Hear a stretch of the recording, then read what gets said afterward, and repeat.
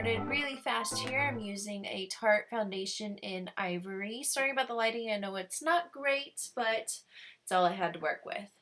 So I'm just going to start with the Real Techniques Beauty Blender real fast and apply it all over. I actually don't care for this foundation anymore. I have switched it up as of lately, which I will do a new video with that featuring it soon, but it was a good color.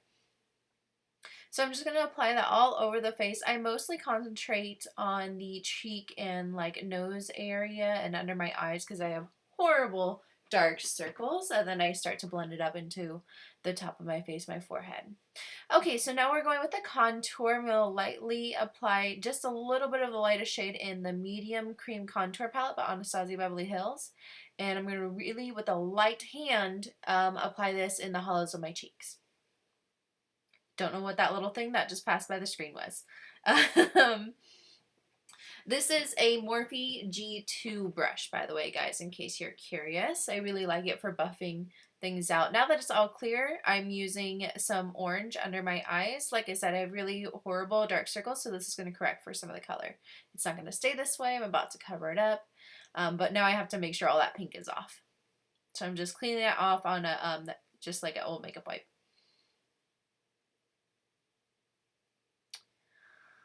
Alright, so now I'm going to take the middle color, the yellow, I think it's called banana color, and just go right on top of that orange and buff it out.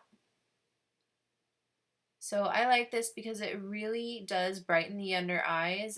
People say to use red lipstick. I mean, any kind of pink or salmon color or orange will work. And just to make it sure it's totally seamless, I'm going to be using a beauty blender. Well, actually, this is the Real Techniques sponge. Okay, I was mad because my brush fell apart and I scratched myself when I was trying to pull the extras off. Anyways, so I'm taking this to crisp up, whatever. Just to sharpen, I guess, my contour. And I'm going to take a light line and just start to blend that in. I'm going to apply it on both sides first. So I'm just making sure they're even so that you don't have like oddly shaped angles. And I'm going to buff that in. This is the contouring for my personal face shape. I'm just softening that line right there so it doesn't look too harsh, but it is nice and clean. I'm just going to make sure I spend plenty of time making sure that contour is nice and blended so it looks like a shadow. You don't really want to look like, it doesn't want to be harsh. So I'm going to spend as much time as I need to just blend that out. And whatever's left on my brush, I'm taking and I'm really lightly buffing it right under my chin to just sharpen up my jaw. So I'm just pinching the brush just so it stays clean, and I'm going to take the lighter shade again and contour my nose real quick, and I'll buff that out.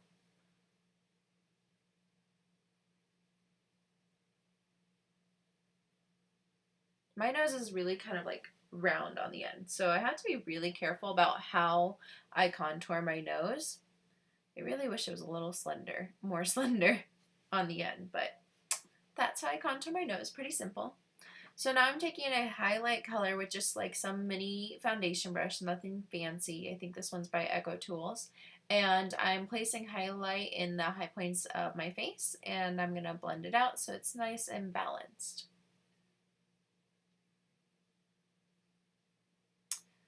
So what you can't see here is I'm just using a plain powder to set the lighter areas of my face, so that my foundation and contour doesn't slip and slide everywhere.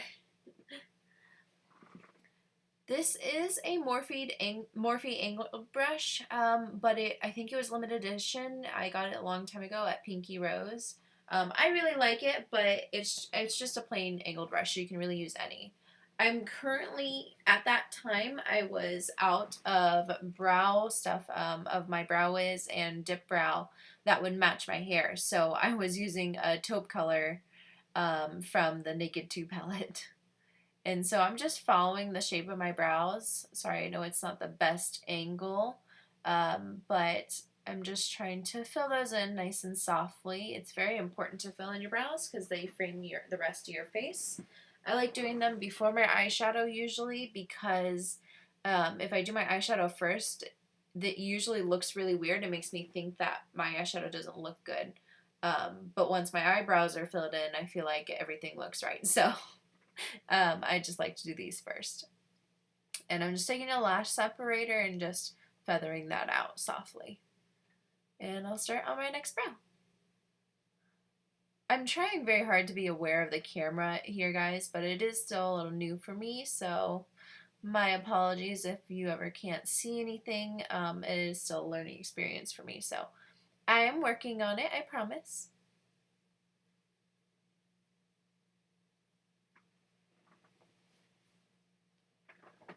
So on this side, I actually have a space in my brows that doesn't grow, so I really have to spend a lot of time in, checking both brows and making sure that they look even and filling it in on the end because it's actually like right in my arch. You can kind of see it in that angle there.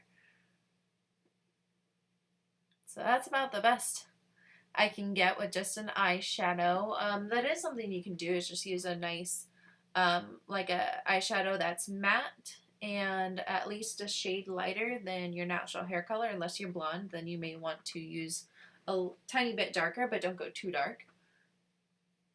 And I'm just going to sharpen that up. I'm taking a really tiny brush I got in a Echo Tools brush set long time ago, and I'm just taking a little bit of the middle banana color from the Anastasia palette, and I'm just cleaning up the lines from my brows.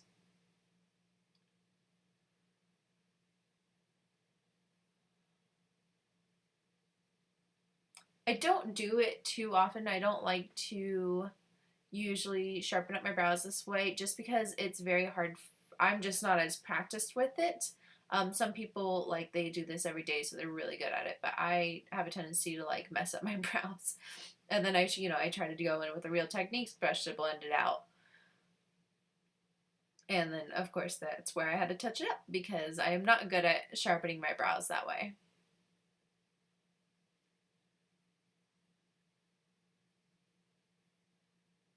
That's about where I decided that I was like, you know what, that's as good as it's gonna get.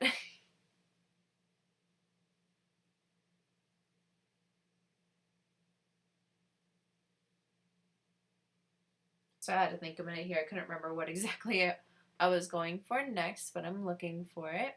So I am using the Summer Eyes palette. This is the Nars eyeshadow primer. I really like this primer. I think it works just as well as the famous Urban Decay primer. But it's all about personal preference. I'm going to rub that in real quick. Okay, and here is the eyeshadow palette. I'm trying to decide on a transition color, and I ended up using Creme Brûlée by Makeup Geek. And I'm going to use that as a soft transition color. It looks a lot harsher in this lighting. It's actually a very soft color on me. And I'm just going to put that into my crease. It doesn't have to be super clean or spot on, just needs to be really soft. I believe I was using a Morphe E27 brush. Oh my god, I just dropped that. And then this is also a Morphe brush, but I don't remember the number off the top of my head. I'll put it in the description below. What I'm doing is I'm taking the darkest color from the Summer Eyes palette in the top classic row. I believe it's called Coconut Sun or something like that. And I'm adding that into the outer corner mostly and dragging it into the inner half of like about halfway to my lid. I'm being very careful to try and avoid my lid space for this because I do want this to be a sort of a soft cut crease. So I'm making sure it's soft on the top, but I don't mind if there's a harsh line where it meets my lid. So now I'm taking a flat brush. I believe this is a Japonesque brush. And I'm applying the pink, what's it called? Plumeria color, I believe. And I'm just packing that onto my lid. And I also, when I'm doing this, I'm also sharpening my crease space line, so it kind of creates that cut crease. And we're going to spend more time on it, of course. That's a slightly fluffier brush, taking that brown, and I'm going back over, and I'm going to really pack that into my crease as a line.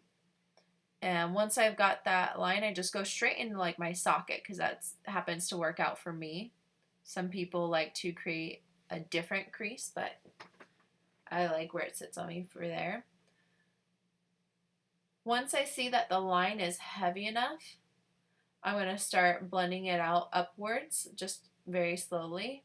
Going to rub off any excess and go in and just buff that out. Again, being careful to avoid the lid space. I don't want it to be soft there. This is just any small, precise brush. I think this is a Morphe 507. Adding a little bit of the brown shade on my lower lid just to make one cohesive look, one nice smoky eye. I know I look a bit like a raccoon right now, but I promise it gets better.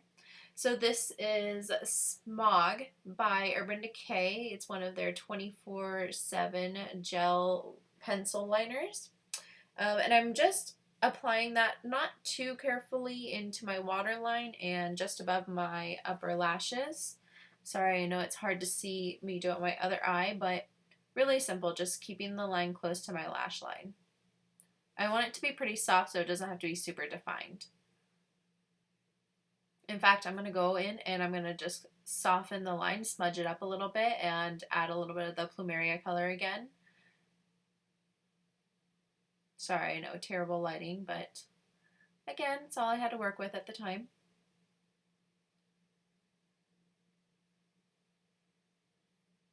So this is a Palladio mascara. My mom gave it to me because she didn't care for it, and I'm just applying some basic mascara, just enough to coat all my lashes because we are going to be applying falsies today.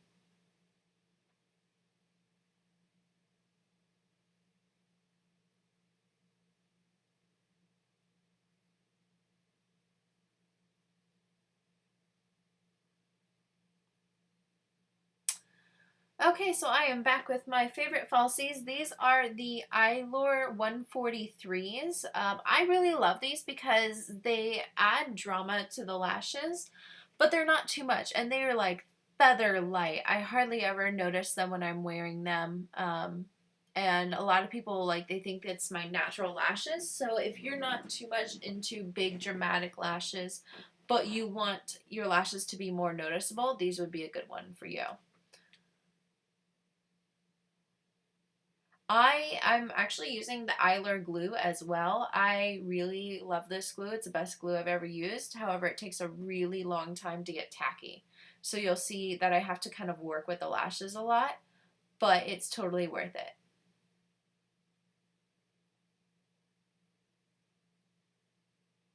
And I'm just applying to the other eye here. I left this in because you can kind of see how I work my lashes a little bit. These are also brand new, so they're not totally shaped to my eye just yet. So I have a little bit more trouble with them when they're stiff. I'm lucky enough that I have pretty, I guess, long shaped eyes, I guess you would say. Because most of the time I have to trim hardly any or not at all on my lashes. These particular ones I usually don't trim. And then there's a little like clamp that comes with these lashes, and so I'm just using that to kind of help ensure that it stays on. This lash I had some trouble with. Now, oh my god, I love this blush. This is a brand new blush I just got. I don't know if it's brand new to the market, but brand new to me. It's Peach Delight by Laura Geller. It's one of her Blush-N-Brightens. Oh my god, it is so gorgeous. I'm obsessed with peach tones this season. Don't know what it is, but I bought like 3 peach blushes within the last couple of weeks, and there's already one more that I want.